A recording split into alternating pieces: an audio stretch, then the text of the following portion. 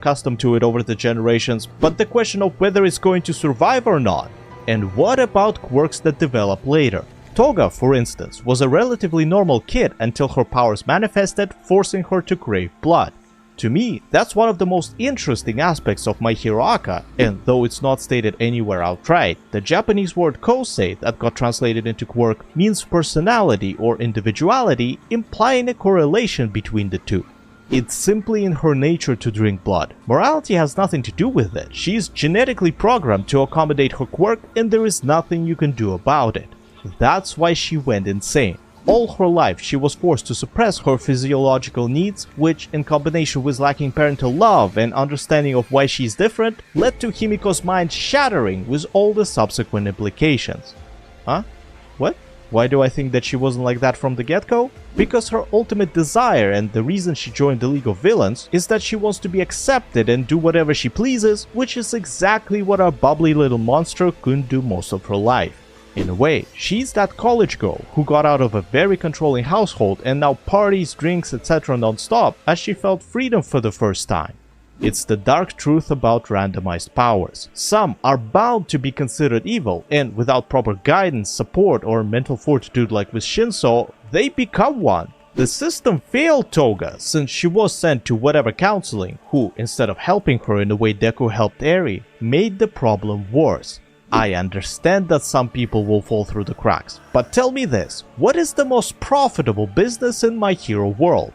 Correct, construction, which makes me wonder why Uraraka's parents aren't swimming in cash. Maybe some monopoly-ish took over and the small businesses can't compete. Anyway, another cool business idea is a quirk assessment and assignment agency. Similar to the job board industry, but for all ages and walks of life, they had analyzed an individual quirk to give recommendations on how to live a normal civil life and what careers to consider. Kinda like the Sibyl system, minus the law enforcement part. For example, if Little Miss Canines was sent there, they would have educated her and her parents on why she behaves like that, and may have even prescribed donor blood like any other oral medication. On top of that, employees with a triple-digit IQ would have said that with her abilities, Toga is set for life as a stunt performer for movies, an impersonator for bodyguarding, or as a voice actress to double the amount of lines recorded by the seiyuu. Man, post-production Mahi strikes again. They would know about what Toga's quirk does until she tries human blood, so it would be get her some to deal with the craving side effect and only then recommend a career path. There are many options, even for the most villainous quirks. Don't believe me? Let's rapid fire some. Decay, outstanding for search and rescue, Hero 13 won't let me lie. Blood Curdle, medical first responder. Trust me, any medic would sell whatever's left of their soul for an ability to instantly restrict a patient's movement. Forced quirk activation, for teaching how to use quirks or test their limits. Poisonous gas, that's Nemori's quirk but better due to it improving perception. Larceny, any policeman would gladly have that for disarming suspects. Confession and brainwashing, anything from legal to being a show host. I honestly believe that most villains are just regular people who don't know what to do. The reasons for that can vary significantly, yet if there is one thing that all recovered criminals I know of have in common, it's a newly found purpose. However, it's much more difficult with quirks because they can greatly affect one's desires. Nature versus nurture. If Himiko's situation is the result of other people's actions towards her thanks to the way she was, this next person's actions match their quirk perfectly. Chisaki Kai, also known as Overhaul. If you thought that his plan does make any sense given his motivation, you'd be exactly right. But there is an explanation. He claims that superpowers are a disease that needs to be cleansed, and in order to do that, he's going to create a bullet that erases quirks, only to introduce a counter serum that restores said quirks. Huh? How are you going to return the world to its previous state if you're also making a drug that gives the powers back? Initially, I thought that maybe our confused alchemist put aside his personal beliefs in favor of restoring the Yakuza's glory, but it doesn't make much sense given that he abandons most of their traditions and constantly reminds us of how he hates quirks. The second option is that the restorative bullets are simply a means to an end, where he needs money from its sales to produce enough anti-quirk ones so that he can later stop making the restorative serum to achieve his own goals. Still, all of that is just speculation as there aren't any indication of that in the story. What is there is his ability overhaul as well as the correlation between the power and its host personality. If we look at Chisaki's plan through the prism of his quirk, which is disassembling and reassembling, we'd see that they mirror each other pretty much one-to-one. Pure destruction or pure creation is not normal to him. That's why he's a scientist who does both equally, going so far as to contradict himself subconsciously. Take Shigaraki. His quirk is in fact pure destruction, and what does he want? To destroy everything. Though in his case nature and nurture let him do that, so there is room for discussion, as you can argue he wanted to be a hero, yet that was prior to manifesting, etc, etc. There are other examples of superpowers shaping someone's personality, like Yaomomo's quirk requiring a lot of specific knowledge, which resulted in her being smart to be able to learn it. Then there is Present Mike, who has a voice that he loves to use, Takayami being all calm and liking darkness. It's not always perfect, because some powers like Ashido's are just random abilities with little substance, but those who have some sort of hyper-focused, multi-level condition requiring quirk tend to have it impact their personality in one way or another. Speaking of which, how do some of them even get discovered? Let's say All For One. He has these holes on his palms. To do what? Cosplay as Zaku? Just like the quirk can affect personality, I think it encourages its use subconsciously, similar to how instincts work. We have plenty of those, and one of the most curious ones is the diving reflex which the infants have. They hold their breath underwater and even perform swimming-esque motions up until they are 6 months or so.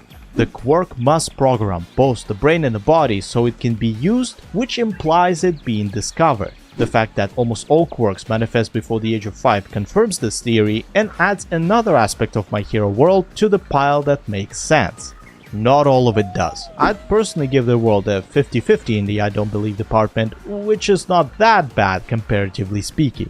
Quirks are very diverse, and it's genuinely hard to make them work 100% of the time in accordance with the lore, so due to me liking this show and wanting to enjoy it, I'll pardon these inconsistencies by putting my disbelief suspenders on.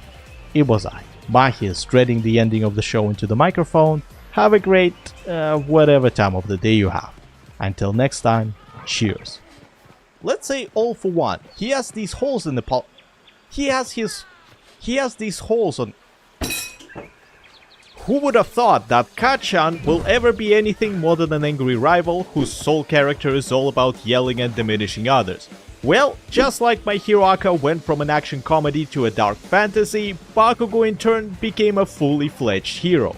Hello comrade, my name is Mahis. Come, get yourself a beverage and sit down with me. We got an arc to inspect.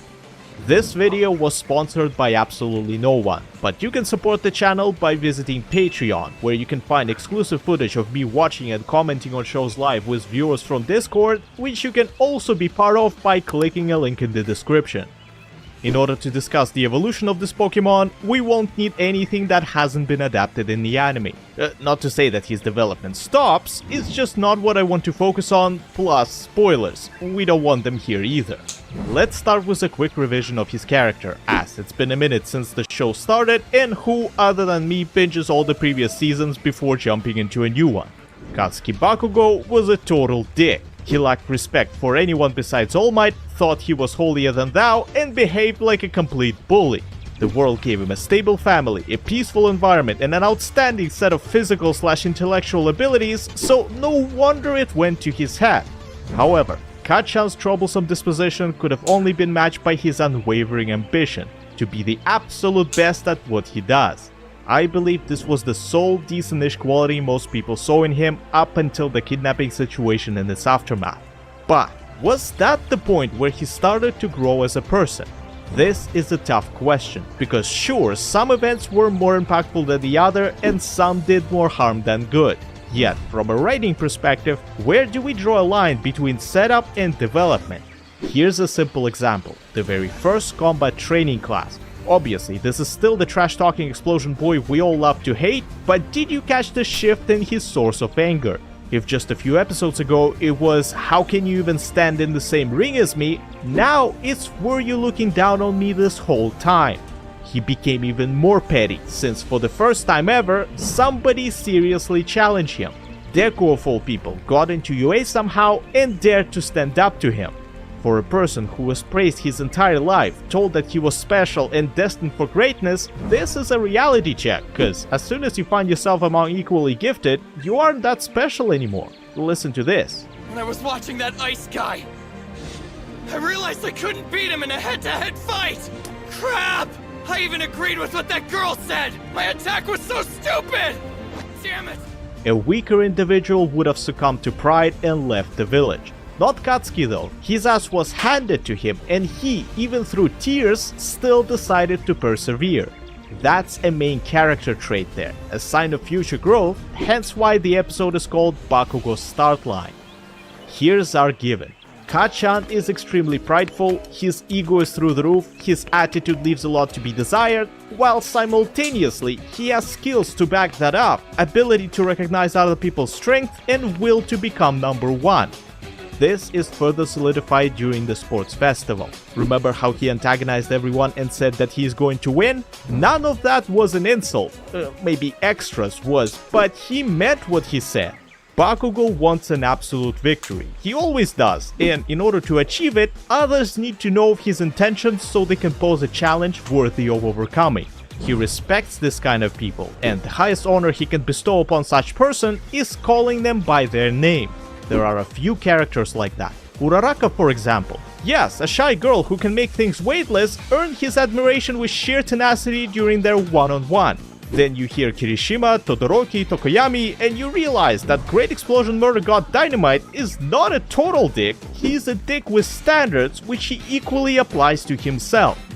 This part becomes painfully apparent during his and Deku's fight against All Might, where his arrogance and pride eclipse common sense, setting him on a self-destructive path towards his goal. Quite a familiar sight, isn't it? We'll definitely come back to this later. For now, we are at Kacchan's lowest point, which I'll argue is a change and part of his development. Not the good kind, but that's where it starts. He doesn't quite understand what it means to be a hero, as to him, it's somebody who always wins against all odds. Granted, it's certainly on the resume, except it can be applied to anyone, including a villain. Heroes are not the ones who just save people, it's the ones who save their hearts too. That's why All Might was always smiling and arriving on the scene with his favorite catchphrase. Literally, this shit is straight out of the Bible, cause the first thing any angel says upon meeting a human is "fear not." Well, it's only natural to shit a few bricks when you see this coming, but I digress. Bakugo's approach to being a hero is very selfish. He wants to win and save people in the process, which is all kinds of backwards and precisely why Midoriya got pissed at him. If I'm so bad that I have to get help from a weakling like him, then I'd rather lose this.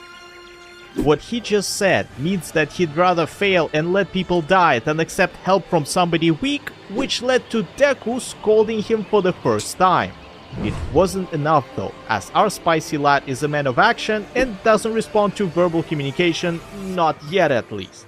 Can you blame him for that? He was raised in an environment where a soft-spoken dad was overshadowed by a much more expressive and physical mother. It's not abuse, not by a long shot, it's just an abnormal upbringing that formed his current behavioral patterns. He gets loud quickly, hell, I do when I get excited, it doesn't mean that I'm mad, even though most people think that I am. Then he's passionate about everything he does, and one ass whooping means more to him than 100 words.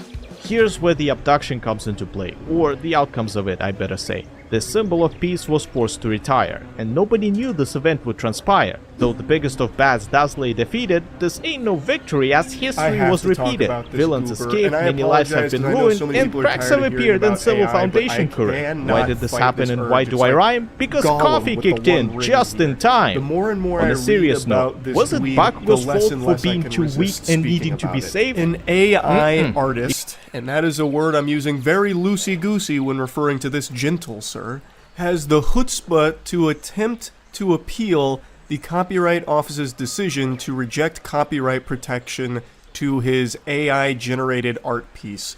His name is Jason M. Allen. You've probably seen this picture that he AI-generated because it won an art competition like 2 years ago, and it was a huge story because AI art had just won an art contest, so it led to a lot of hoopla. He is trying to copyright that piece. It was rejected. he's salty, and he's attempting to appeal it. I believe the Copyright Office made the right decision saying, no sir, and just putting the kibosh on that. Copywriting an AI-generated piece is like trying to copyright a fucking wet dream that you had. It's so silly.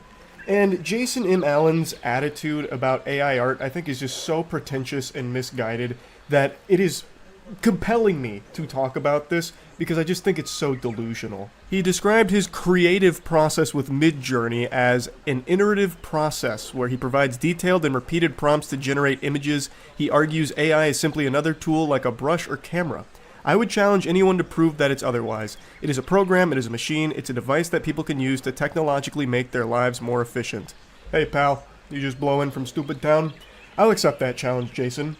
A brush or a camera does not create anything for you. You, behind the camera and the brush, still have to make the art. This does it for you. It's not the fucking Disney Channel, Greg, where you'd like hold out the brush and you'd make the Mickey Mouse ears and it just appears before you. You still have to be talented in order to use the tools like a brush or camera to create art. When it comes to AI, you don't have to have talent at all. I've personally generated hundreds of silly AI art pieces over the last couple of years because anybody can do it if you have a keyboard. It doesn't take a galaxy brain gifted human being to do so. But would you consider me an artist? I certainly hope not. I have nipples, Greg. Can you milk me? Here, let me just showcase the difference between real art and AI art. This is one of the best pieces that the world has ever seen. That's a portrait of me that I'm holding in the thumbnail here. So when I first went to college, I was doing digital arts, and I had no talent for it whatsoever. So that is a portrait I made of myself. I'm sure you can see the resemblance is uncanny. I really captured my my appearance one-to-one. And to expand on that even further, here's a portrait I made of my father in the same course that year at college when I was doing art. That piece still makes me laugh to this day. That, I think, is probably one of the finest things that has ever been put to paper. Like, since the beginning with papyrus till this day, I think that is the finest artistic work ever created. That portrait of my fucking dad. But now, let me show you what my AI art looks like. Here's some Heisenberg pieces that I generated 2 years ago. Wow, I really got a lot better, didn't I, Jason? It's stupid. To make the argument that AI is just a tool and you still need to have talent as an artist to use it, like it's some kind of Excalibur or something that you need to train with, is outrageous. It is delusional. Look at me using actual art tools, and you can see I am not a talented artist at all. And I took 2 years of art courses and only marginally improved. That is something you have to work at for years. With AI art, I type in a single sentence and it does it for me. To compare a brush and a camera to AI-generated art, like using Midjourney, is laughable, Jason. That's the reason people shoot spitballs at you, brother. It's a stupid take to have. He also couldn't resist throwing a little pity party and playing a sad song on the world's smallest violin, saying, "I have lost a lot of respect for artists, especially those who attack me and continue to attack me. I'm standing in defense of my rights to express myself using AI-generative tools and against a popular narrative that a lot of people, for some unknown agenda, are pushing really hard to prevent people from being able to express themselves." I don't know what ghosts you're fighting. I don't know what you're even referring to here. If you're just AI generating art on your own, who cares? No one cares. It's the fact that you're trying to copyright it, man, and the fact that you're entering it into art competitions against real artists. And I know that term has been super muddied, real artist, but I think most sane people can agree that someone just AI generating art is not an artist by any sense of the word. You are typing in sentences and letting the machine make whatever it envisions. The hardest part of your creative process, Jason, and I cannot believe he has the chutzpah to call it a creative process, is just hitting enter multiple times. As he said, he just repeats the prompt enough until it spits out an image that he's satisfied with. Where is the creative process there, Jason? You type in a sentence and then just have it keep repeating the process till you get something you like. Oh, God. It's just so silly. He says, as AI continues to evolve, it is imperative that our legal framework adapts to protect the rights of humans who harness technology for creative expression. Which is a complete load of horseradish, because it has nothing to do with creative expression. If you want to personally just generate AI art on your own, go wild. I don't think there's anyone in the world who actually gives a shit. If you want to make James Corden as Vegeta destroying planet Namek and use Midjourney for it, go for it. Nobody cares, man. It's when you try and sell it and try and license it and copyright it, this and that people obviously take an issue because it's ridiculous, man. And let's not pretend this is about creative expression, Jason. It's all about how he's not able to make money off of his AI art. He's saying that the copyright denial significantly impacted his career. I have experienced price erosion in the sense that there is a perceived lower value of my work which has impacted my ability to charge industry standard licensing fees. I don't know who the fuck would pay for AI art in the year 2024. If you like an AI art piece, just generate it yourself. Jesus Christ, like, you can just do it yourself. Why would you ever pay money for it? But whatever. He then went on to say that it put me in a terrible position with no recourse against others who are blatantly and repeatedly stealing my work. It's kind of ironic, don't you think, Jason? AI art is trained on real artists' work in order for it to generate the way that it does. Blatantly just stealing their work and copying it in order to generate pieces based on it. I also love that there's a little peek under the hood here. We get a little taste of the secret sauce. He told The Office that he created the art with the generative AI system Midjourney by testing hundreds of prompt iterations. My god, backbreaking labor. He typed hundreds of words, damn it, and altered it with Photoshop. Yeah, I'm sure he did a ton of altering. The Office rejected Allen's application after he refused to disclaim the parts of the image that Midjourney generated. Mr. Allen had a specific artistic idea conceived of in his mind, and he used Midjourney as a tool to create an artistic expression of that idea. Such creative input is on par with that expressed by other types of artists and is capable of copyright protection. Goofball, I have hundreds of artistic ideas and visions in my head that I can never bring to life because I'm not a talented artist. And what separates me from actual talented artists. That's the whole point, man. And it's fine if you want to generate what's in your head using AI art. I don't think that's a big deal at all. The problem comes when you try and copyright it, you try and sell it, or you try and deceive people with it, or you try and use AI art tools as a means of pushing out real artists. That's the main problem with AI art, and I'm sure you've all heard it a million times, but it's true. Companies are going to be shifting to AI art because it's cheaper and they can infinitely generate art without needing to pay actual artists a salary or anything. And it is a grim future because of things like that.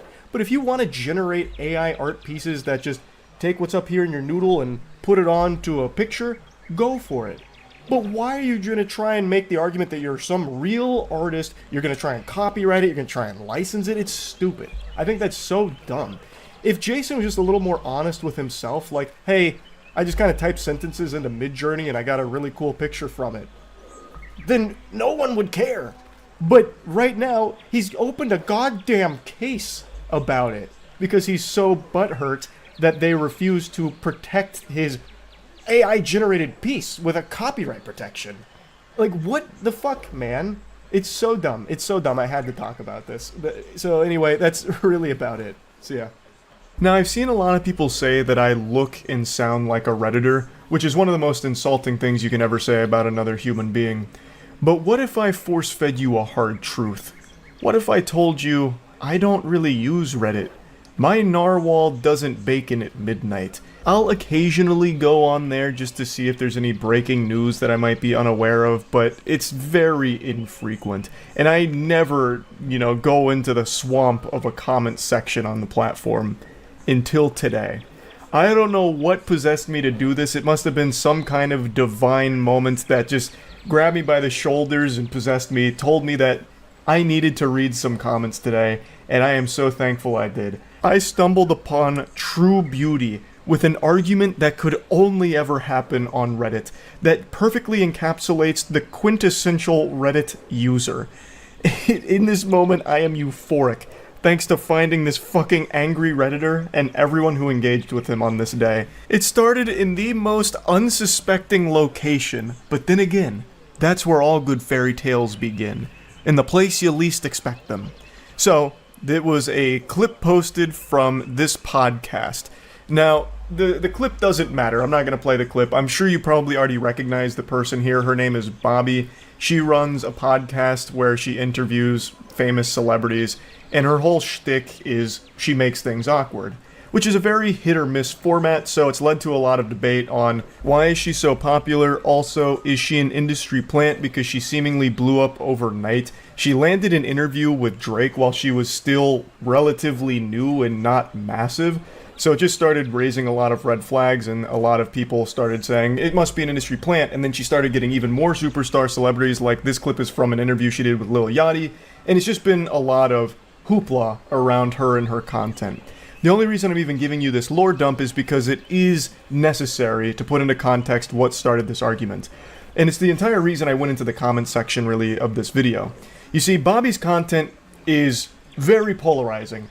On TikTok, people love Bobby. They're cheering her on, pumping their fist. Go Bobby! Let's get it! Fuck yeah!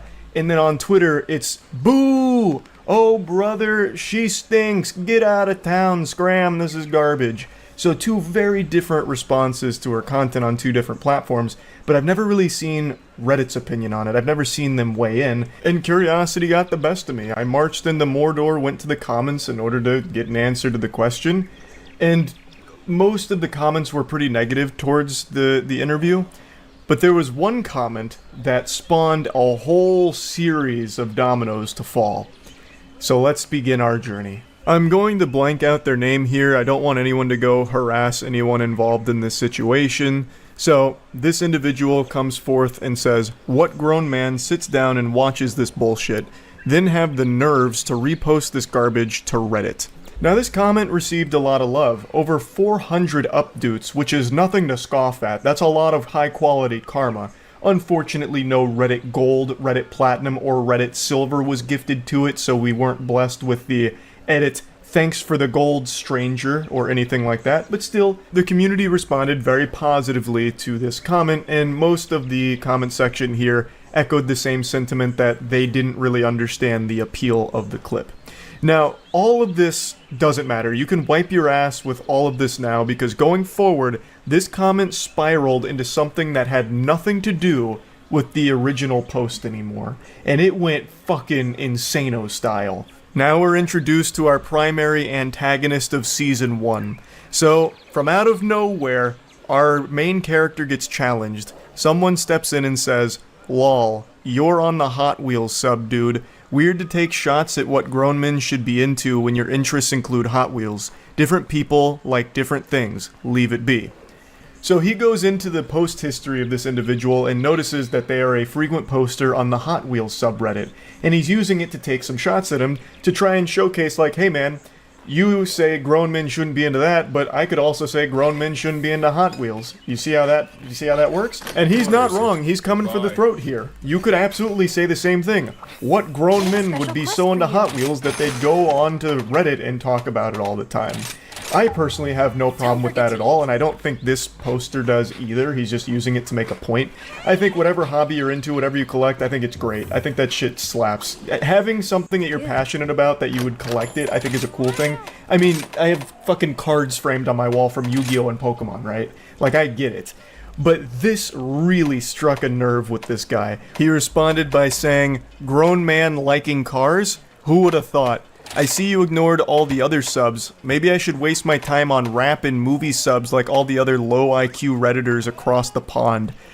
And if you're an astute observer, you'll notice that he's no longer enjoying the luxury of some updates. The subreddit has turned against him, thrown him to the wolves. He is now being flooded with downvotes. And a downvote is a fate worse than death to a Redditor. It's kryptonite to Superman. The downvotes start hitting him, over 100 downvotes. And I can see why. This feels very insecure to come at him like this. His point was pretty clear, but then he, tries to, I don't know, explain away why it's, really in line with being a grown-ass man because he likes cars. He's like, oh, well, yeah, grown men like cars, Hot Wheels are cars, duh. I mean, maybe I should just go to rap and movie subreddits like you low IQ plebeians. It's really, really cringy Reddit behavior now. The bad boy comes back with a tough-to-swallow pill. Hot Wheels aren't cars, mate. They're toys. Talk about low IQ, haha. You're not better than anybody else, sorry to tell ya. To which he responds, "The fact you had to come back and edit that pathetic response, LMAO." And then he just says, "Go play with your vroom vrooms." His collection of downvotes is starting to eclipse his collection of Hot Wheels cars at this point. They just keep pouring in. As you can see, most people are rallying behind the other guy who's just saying, "Brother, they're toys, not real cars. And he's right. He is fluent in facts. He is spittin'. They are not real cars, they are toys. There's nothing wrong with collecting them or liking them, but I don't understand why this goofball is talking about it as if they are real vehicles. He's like, got this bravado going on, like this machismo, like, oh yeah, grown men liking cars, who would have thought? It's Hot Wheels, man. They're still collectible toys that you can play with, and they are made for kids, but there's nothing wrong with liking them or collecting them as an adult. Fucking Pokemon cards are made for kids too. I collect them. Like, there's no shame in it, but you're acting so insecure about it and, like, pretending that it's something that it's not. And he does the classic Reddit 101 when it comes to argument, where he doesn't actually address what was said. He just says, LMAO, edited your pathetic response, big L, basically. Like, his response wasn't pathetic, it was totally fine. You didn't counter it or anything at all. He just made you look foolish, and you continue to make yourself look like even more of a clown here. In response to the vroom vroom comment, he says, I'm changing spark plugs on my 700 horsepower F-150 right now. I will when I get done, though. And now, here enters the sidekick to our main supervillain here, who chimes in and says, you're trying too hard. To which this guy responds, actually, I'm low on boost. If I was trying too hard, I'd be at 950 horsepower range. It doesn't get more Redditor than that. Oh my fucking god, I could feel the fedora tip through the computer screen here. Milady? My horsepower is quite low, actually. It's just, shit, it hurts to read, it really does. The guy's absolutely right, he is trying so hard. I half expected him to go into, like, the Navy SEALs copy pasta. What'd you say to me, you little bitch? I've got 500 confirmed Hot Wheels with 6,000 horsepower and 400 RPM turbo booster NOS accelerators. Like, brother, it's Reddit. You're not Dominic Toretto. You're talking about Hot Wheels. It's not that deep. Even if he was being honest and was changing the spark plugs in his F-150, why would you say that? It just makes you look like such a fucking loser. To say that during your heated little scuffle online. It's so cringy. If that's what you were actually doing, keep it to yourself. You don't need to try and, like, prove that you're a man to a stranger on Reddit. All hell breaks loose right now, and the cringe is rated E for everyone, because he starts just lashing out at anybody in the thread. So someone else made a comment, and he went through his post history, I believe, and found that he was on, like, the WWE subreddit. So he calls him out saying, WWE isn't real, bro, sorry to tell you. Maybe you should pick up a real hobby like learning about cars. To which they respond, toys. A slam dunk, he's right. It's all fucking about Hot Wheels so far. So then he comes back and says, yes, I'm not delusional like you, Mr. SmackDown vs. Raw. That's not even an insult. The WWE is extraordinarily popular. Hot Wheels Henry is just really scrapping for any morsel, any crumb of an insult that he can, slap together, and it's not working. It's not. He's fighting like 16 different battles from all fronts here on this comment thread, and he's losing every single one of them. Our boy then goes full armchair psychologist.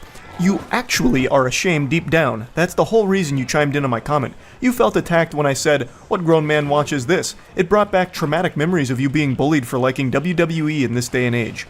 He's like, no, I commented just because of the toxicity. To which he says, I'd rather have a Hot Wheels collection in my garage next to my turbo truck than have Rey Mysterio and Triple H posters all over my wall. I don't know who's getting bullied for liking the WWE in this day and age. It's extraordinarily popular. Maybe like 10 years ago, but today, no shot. I think he's fighting ghosts with that one. You're much more likely to get bullied for collecting Hot Wheels cars as a grown-ass man. Case in point.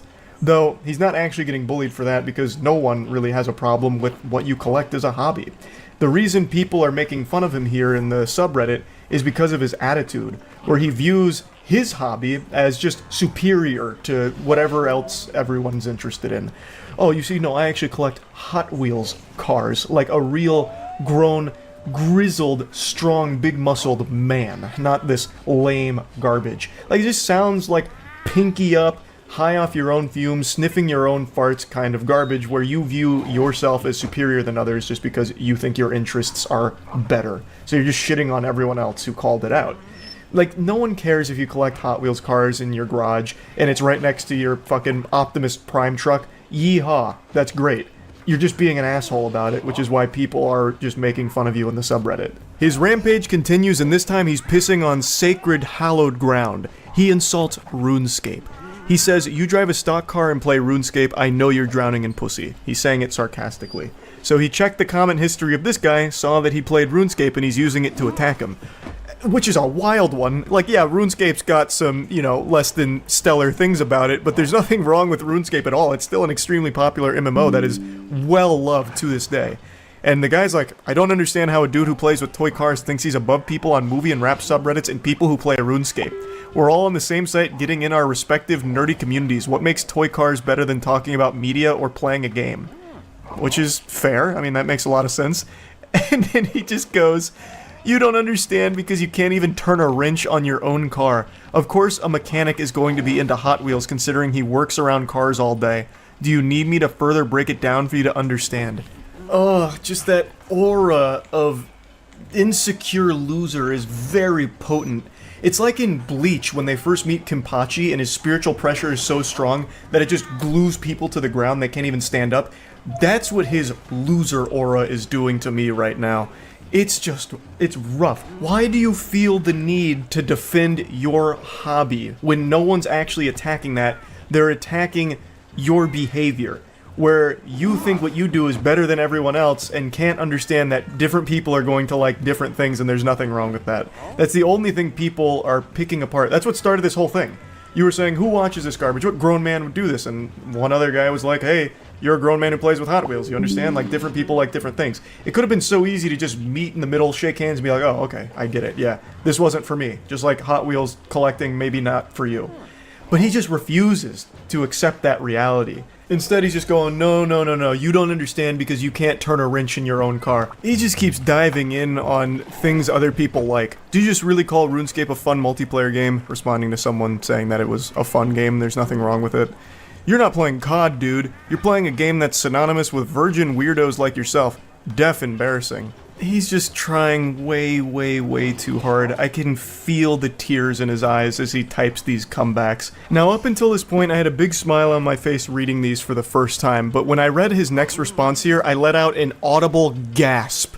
So the guy, once again, is still going in about RuneScape, like, it's just an MMO, whatever, you're being a judgmental prick, and can't handle it when people roast you back. So you start combing through comment histories, massive Redditor mindset.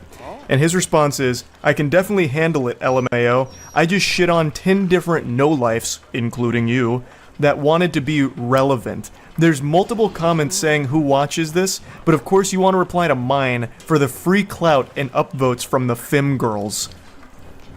I don't even know what fantasy land this guy's in. He just went into Narnia, and he's not coming back, I guess. We've lost him for good in Delusion. Farming the free clout from a Reddit comment section? What clout? And where did the Fem girls come from? And I don't understand. There's so many layers to this onion, I don't even know where to begin with picking it apart. So, first of all, he can't handle anyone roasting him back. He has showcased that very beautifully. He's had a full-blown conniption over this. He did not shit on 10 different people. He just made a fool of himself in response to 10 different people. And he says that they just wanted to be relevant.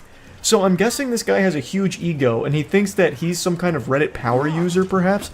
Like, his karma speaks for itself, right? Like, this is a big guy. And you guys are only responding to him because they're trying to suckle some clout from his teats. His big, ample bosom of relevancy. It's wild. It's so wild to me.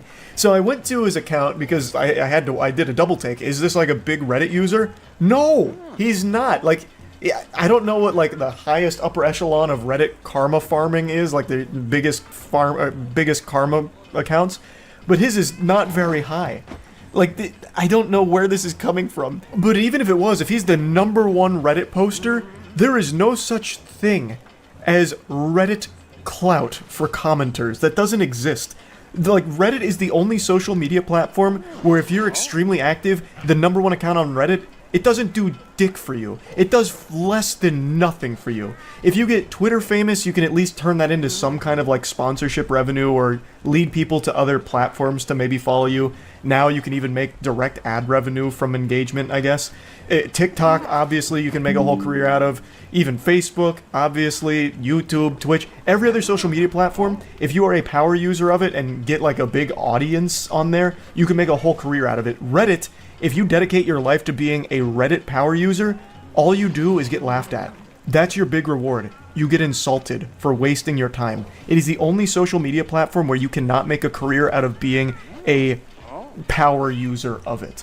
So even if he was the #1 user on here, it wouldn't matter. And there's no clout that anyone would be able to get from this exchange. This was just one of the most bafflingly out of touch comments I think I've ever read on that platform. Now another Redditor came in and said, "No way you just said free clout when referring to Reddit comments," also stunned by the statement, and he double responds here saying, "Your plan worked, dude. You got all the femboys wanting to suck you off. And since we're on Reddit, I'll just go ahead and do it. You used the wrong form of your, actually." And then his next response is, "Y'all should become friends and play together. Y'all would fit in perfectly with the rest of the RuneScape community." I'm at a loss for words. This is kind of where the whole thing ends. And man, what a banger of an exchange it was. It's just such an adventure. All starting from someone mentioning his Hot Wheels hobby. And look at where we ended up, huh? Look at us now. Who would have thought? This is a wacky, wacky argument. Probably my favorite Reddit argument that I've got to actually find for myself. I got to come into this in the wild. I didn't get linked to this. No one told me about this. I just happened to be perusing the comment section and then saw this argument unfold. And I got to go on an unexpected journey with it. And I really just had to share it. I had to. So yeah, that's really about it. So yeah. I have to talk about these text messages. I can't help it. What do you want from me? What do you want from me? I'm only human. These are extraordinary in like the creepiest way imaginable. I usually don't like to do the same type of content back to back, and yesterday I covered some text messages as well, but I can't resist the urge. It calls out to me, the void beckons, and I have to speak on these. So, the context. A lady had an old co-worker whom had been fundamentally stalking her for quite some time. Her and her husband had dealt with this individual for a while, and decided to share some of the unhinged messages that they had been sent by him. There was a lot more that happened besides these text messages, but that's what was shared and what I want to go over. Buckle your seatbelt here, because this is about to be a pretty intense ride. This is a good read from cover to cover, if you like lunacy. Hey, I hope your weekend has started nicely. I apologize it took me a few days to feel like I could say this. No need to apologize, goober. I get it. Had to muster up the courage here. Hype yourself up in the mirror so that you could really let the demon out. You need to break up with blank, and then agree to be my girlfriend, with intentions to be my wife. And let me explain why. So he's basically acting like a car salesman here, trying to drive the hard bargain. It's like an episode of Shark Tank. I'm seeking a wife for 10% equity in my cock.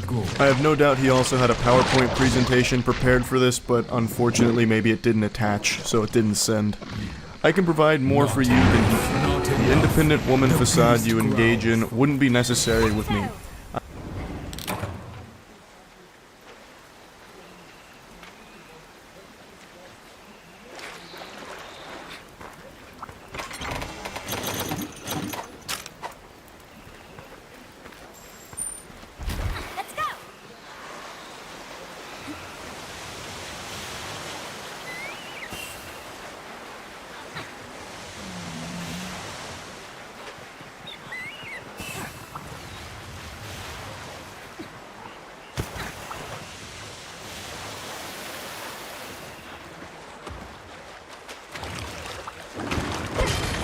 There you are.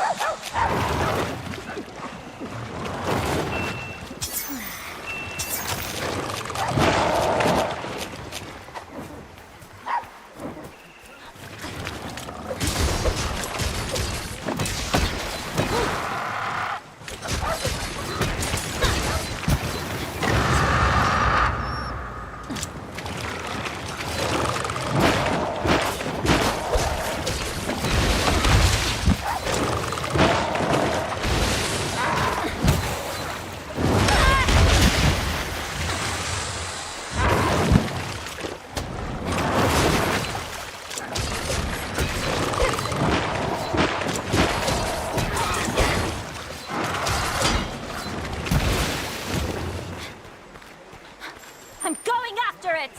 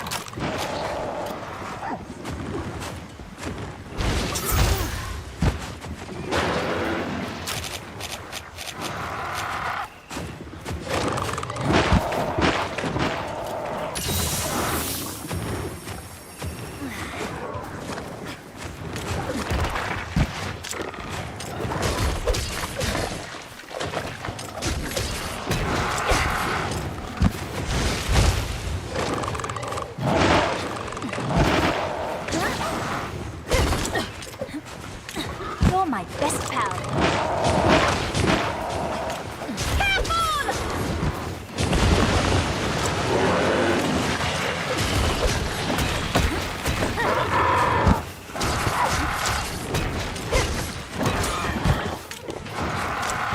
Oh my! Oh, need a cure.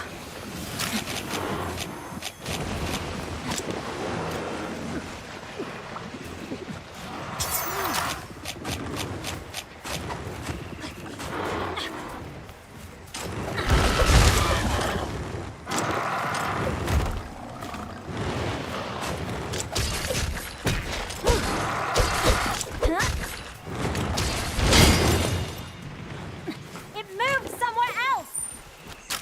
Stop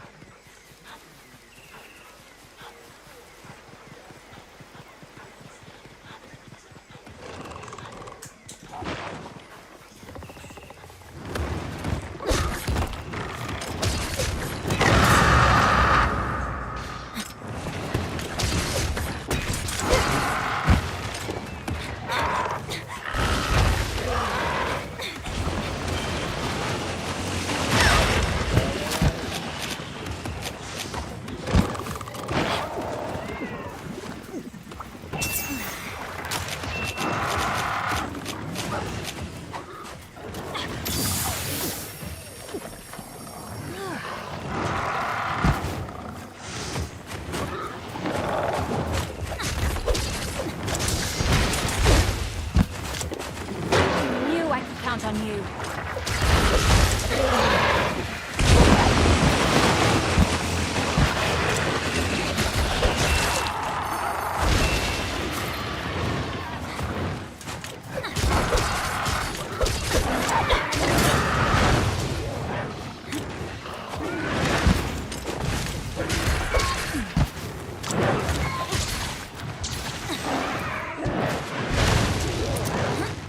Who's up for cookies?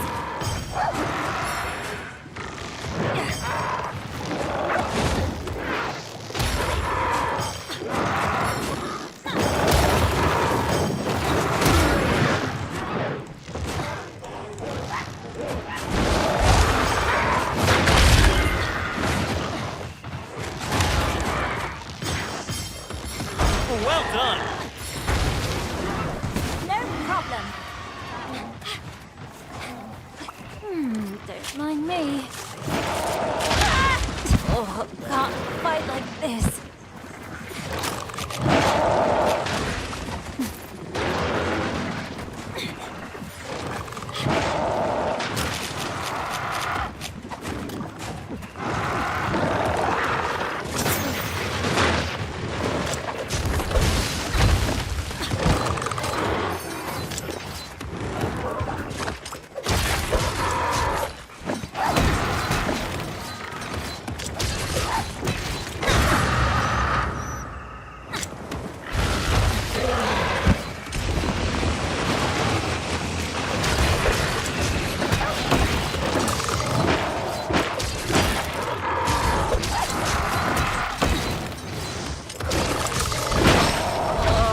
Need a cure.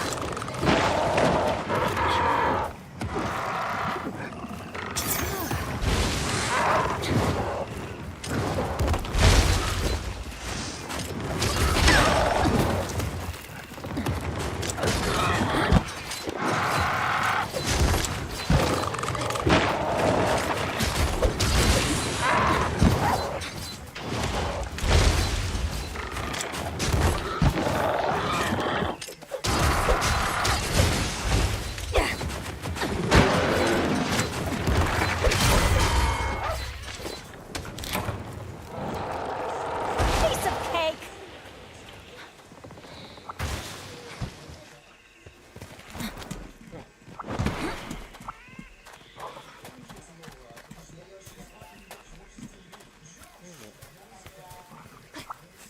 Nothing personal.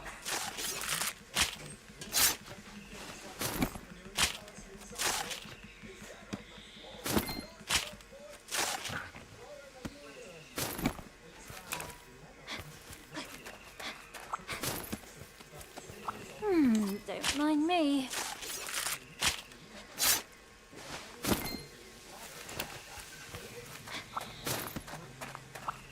Yoink.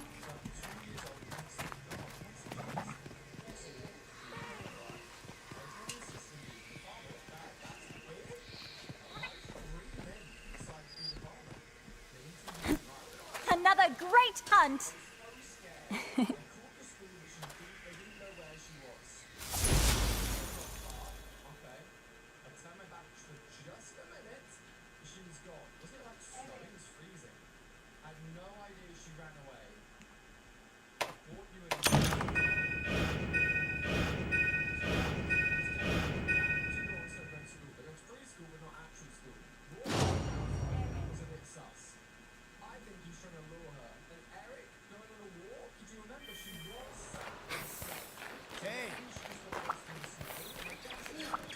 How are you doing?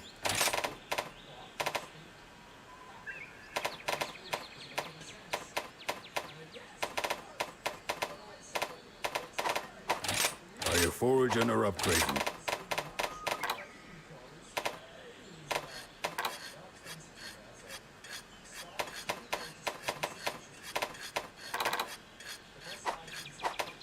Come to me if you need new gear.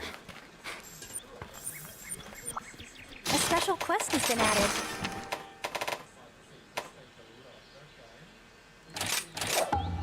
Be careful out there.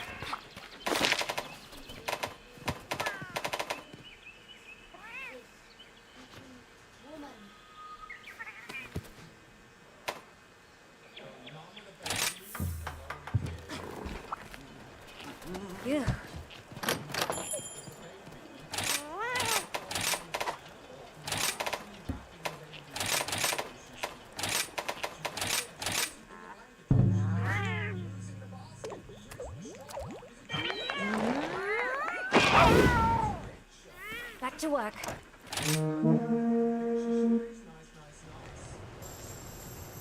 In the darkness. Let's make this a quick one. Run!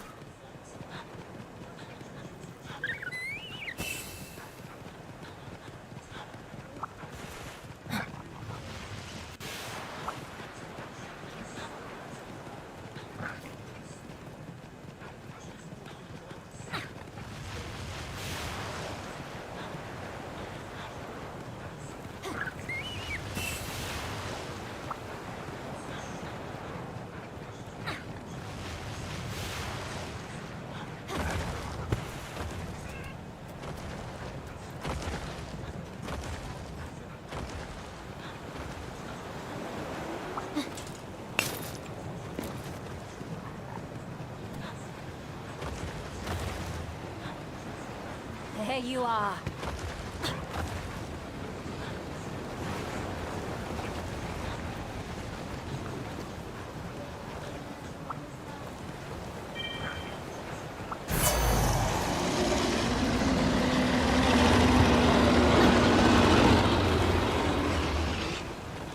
What's this?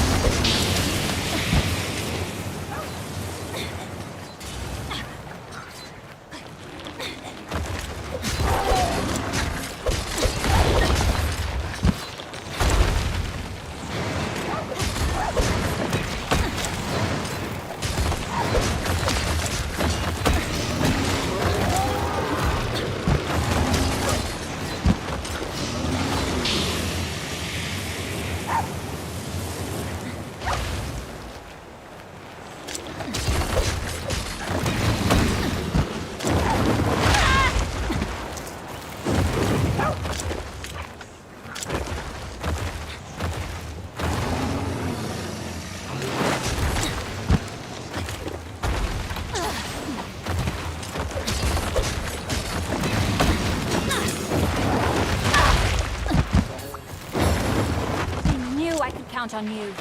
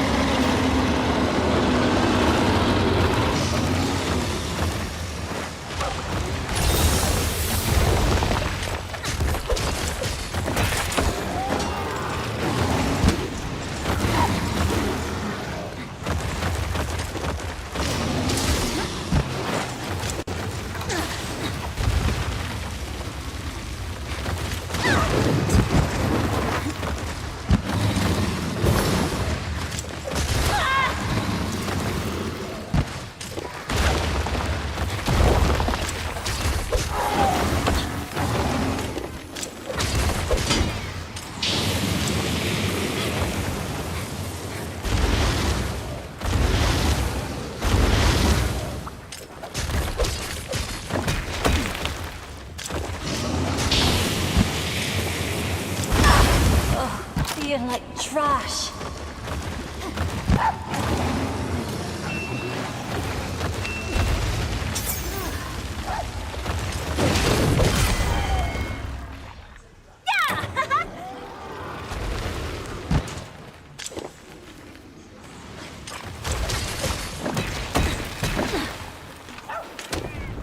You won't be needing this.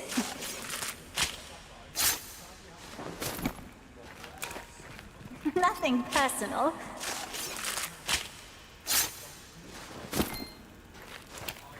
You won't be needing this.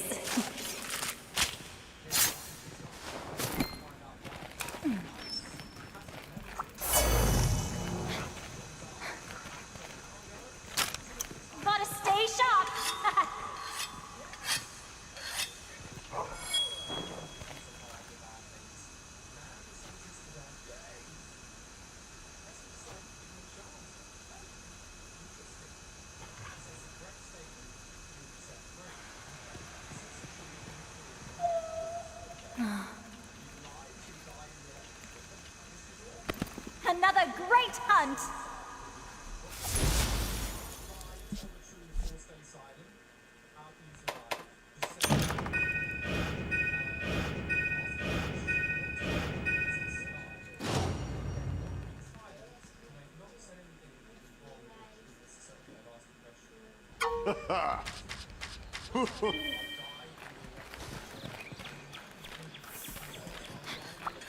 Have a look around.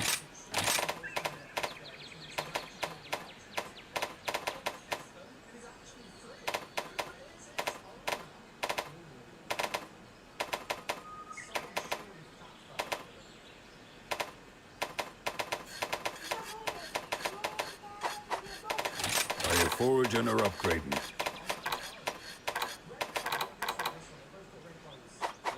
See you later.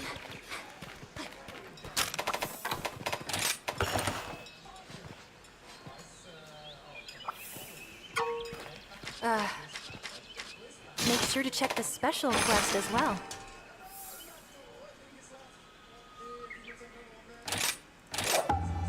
Good luck.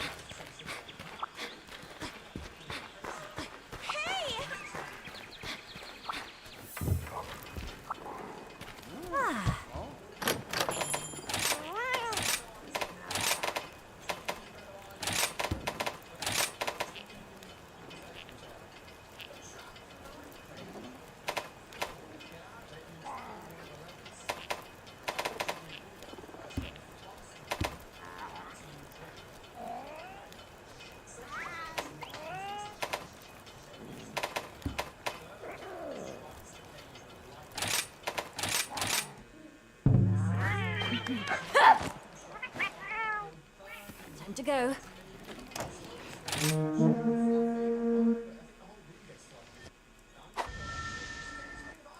A grudge towards all life.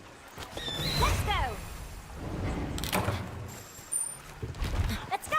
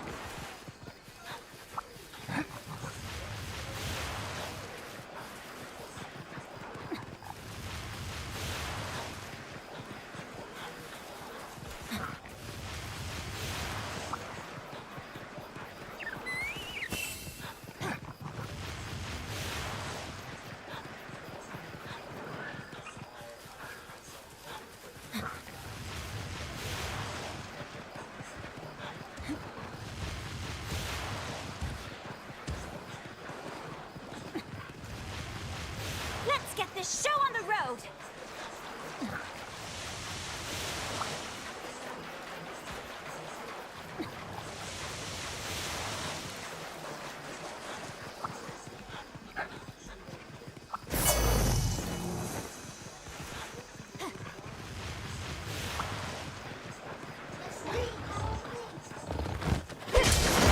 Found it!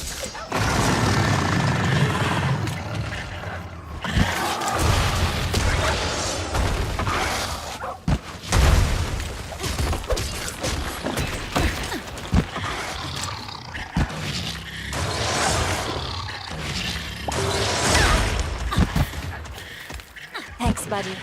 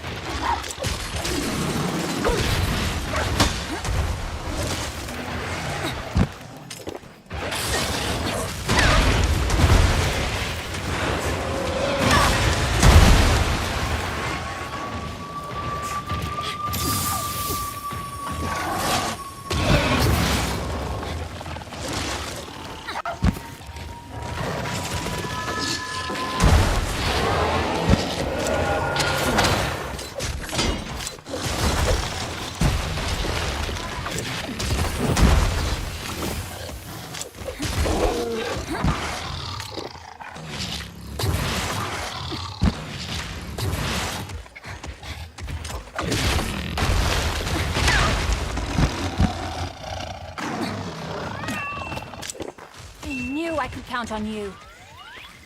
Stop! I'm going after it!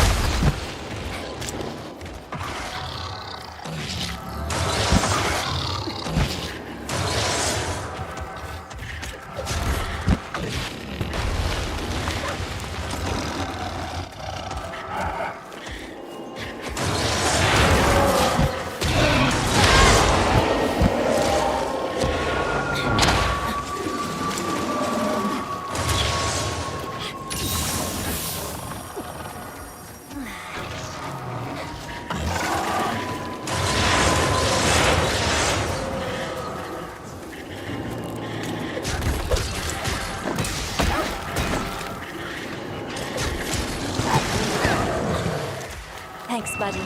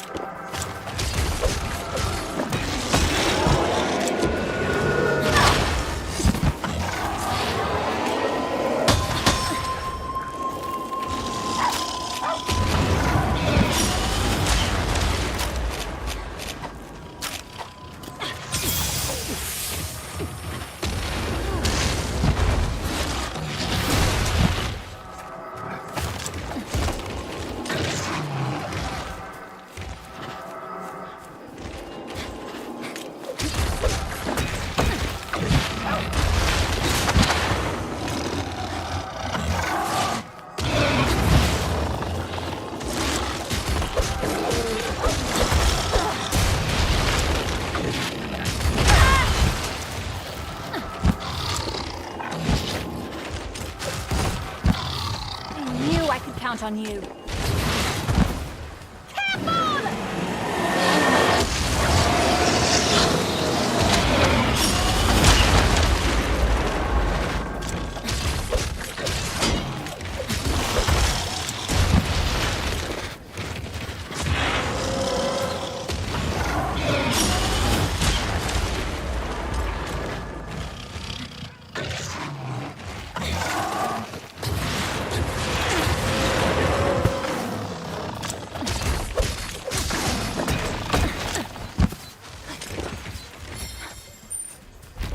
To follow it.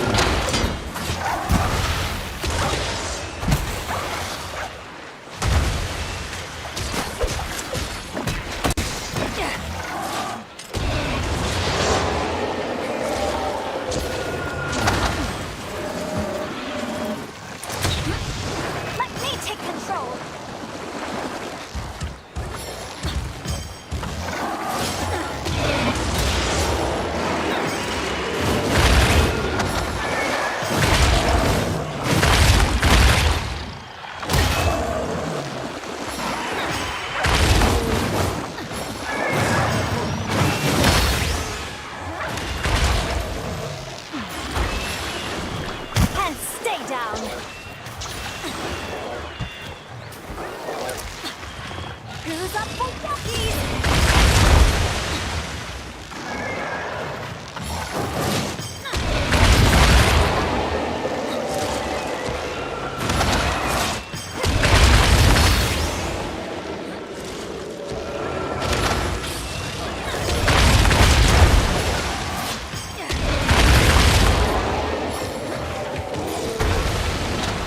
No problem.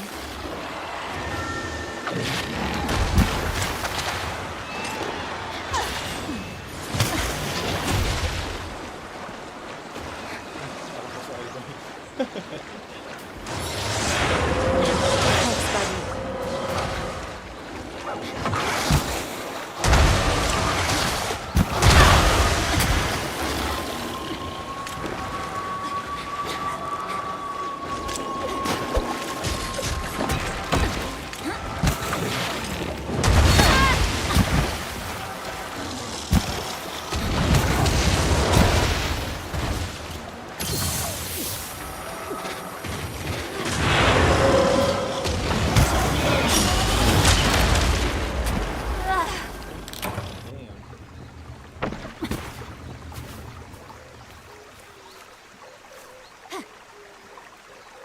Pathetic!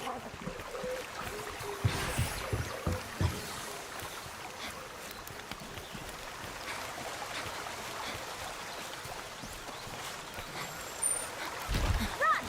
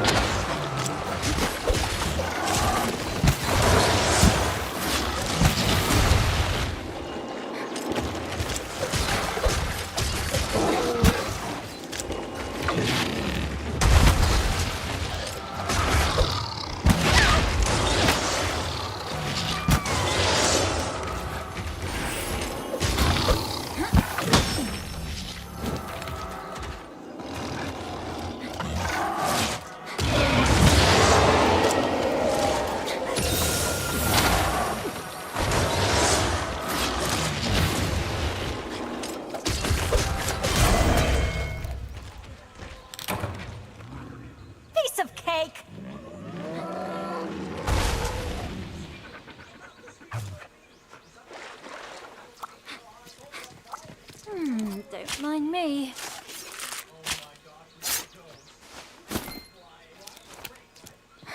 Nothing personal.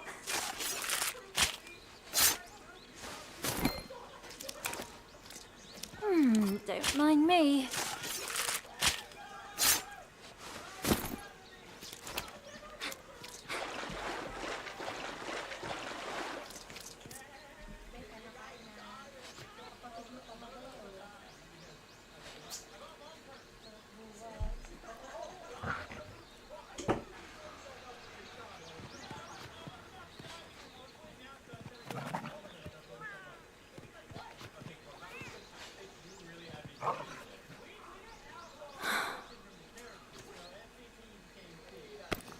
That's all there is to it.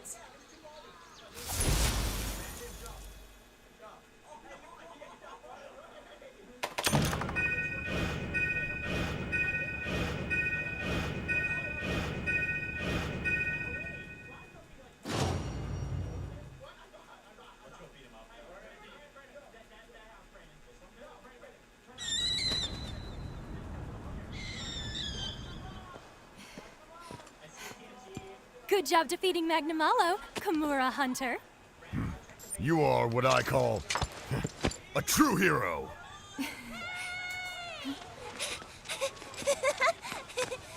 Welcome back! We heard you beat that Magnamalo! Way to go! We've been thinking about what Elder Fugen told us. About what we could do to help protect everyone in the village. But all I can do is take care of buddies. And I can only prepare Dongo for you. But then, we figured that all the work Iori does actually makes your life a lot easier. And my delicious treats keep everyone happy and in good health. And that's how we contribute to Kimura. Fine answer. I knew Kimura Village had the brightest kids around. Well now, I think it's time for me to get back to doing my part, don't you think? Right, me too. And me 3! Okay, time for some new recipes! I've been thinking of a Magnamalo menu. I'd use some dark chocolate. Sounds heavenly. I gotta say, you did a great job, Hunter. Thank you.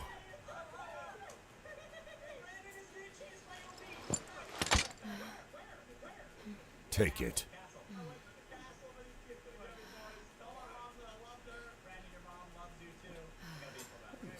This thing's been passed down in Kimura for generations. You defeated Magnamalo, so now it's yours. Take it, will ya? I'm getting too old to be lugging this thing around. Go on. Take it, man.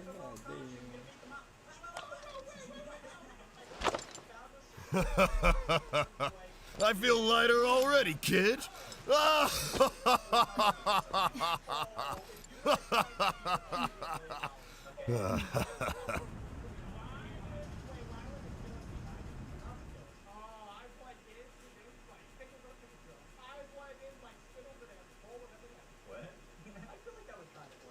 Until you taste it. No one's ever gonna fucking buy what I'm saying. I am thinking the same here. Are we all hiding? The murderer? You can come out and say you're the murderer because you're not gonna fight.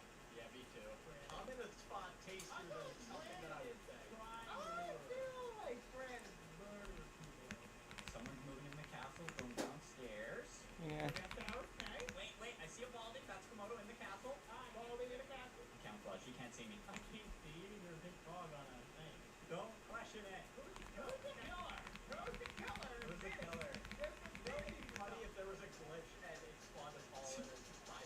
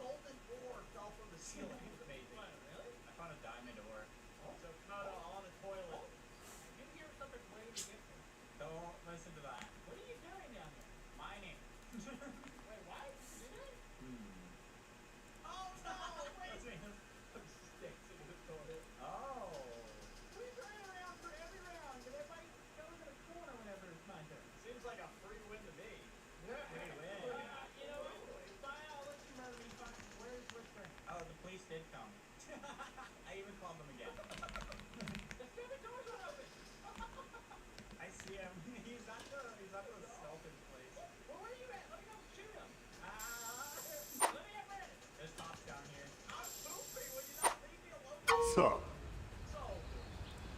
Yeah.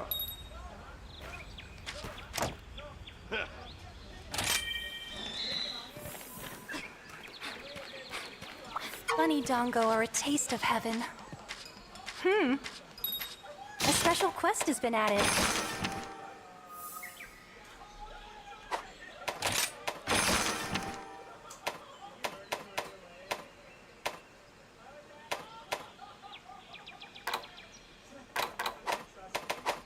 Take care of yourself.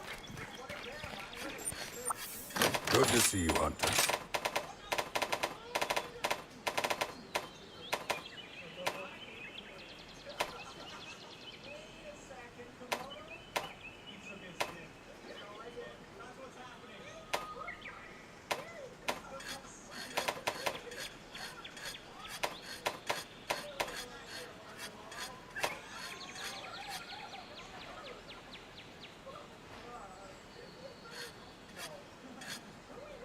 No need to hurry. There's plenty of time.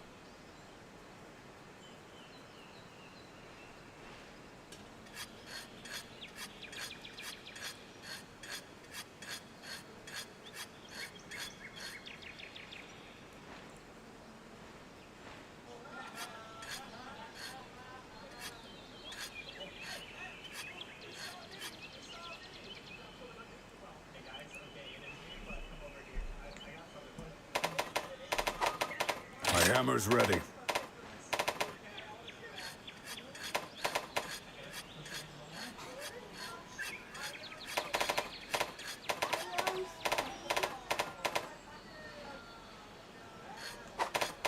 What do you need?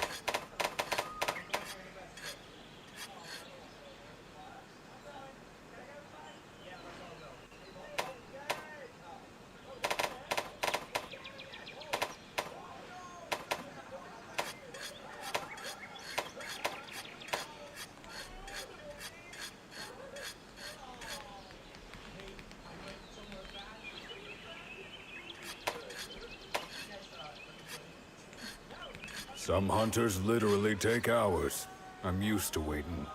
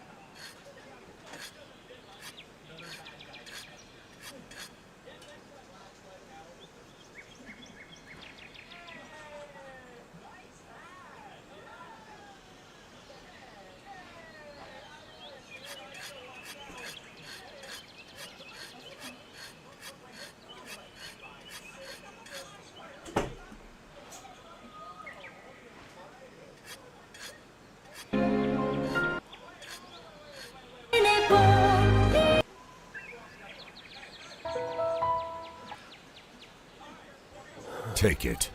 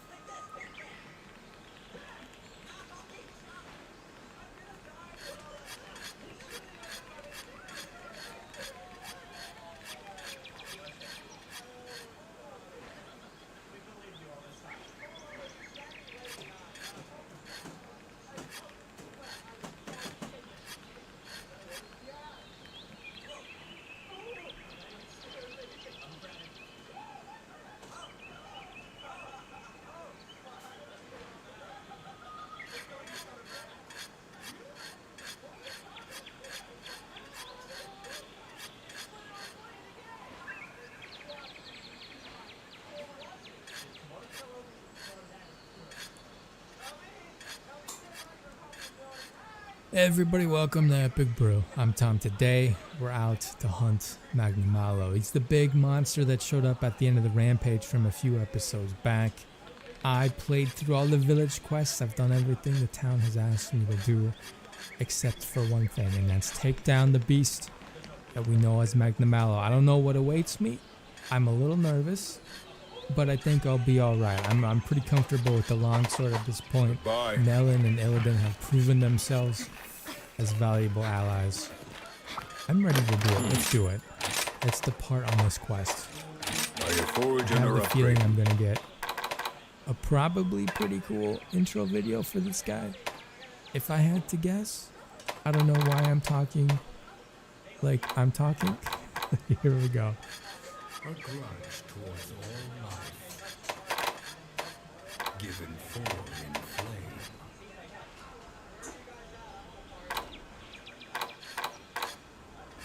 Stalks unsuspecting creatures. No need to hurry. There's plenty of time. That it seeks to reign. My hammer's ready. Its prey turns round to face it, preferring a hero's death. Come to me if you need new gear, knowing that this purple fire will steal its final breath. Pray for its soul, for this creature of pure evil shall swallow the world whole.